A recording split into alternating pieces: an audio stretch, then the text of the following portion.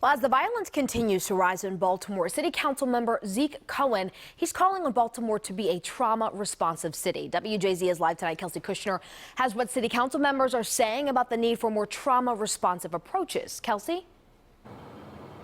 Well, Rick and Nicole, it was just last night that Councilmember Zeke Cohen was pushing for a comprehensive crime plan. He says all of the violence that happens in this city, it affects those who witness it. He says today there need to be proper resources to help them heal.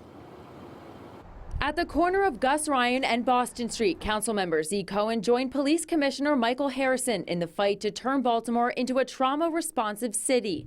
Where we embrace our young people, we prevent trauma from occurring.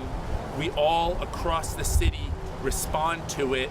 The push comes just 2 days after a 32-year-old man was stabbed on Angelisa Street in front of his 4-year-old son. He later died at the hospital. Cohen says what the 4-year-old witnessed will stay with him forever. We know that this young man has an extremely hard road ahead of him. He is much more likely to himself be a victim of violence or a perpetrator of violence. He is likely to have long-term health impacts for the rest of his life. Police Commissioner Harrison says it's violent incidents like this that lead to lifelong issues of trauma, and the Trauma Responsive Care Act will aim to prevent and respond to those suffering across the city. The legislation would create a task force that trains all city agencies on how to recognize the symptoms of someone dealing with trauma and work with them to help them heal.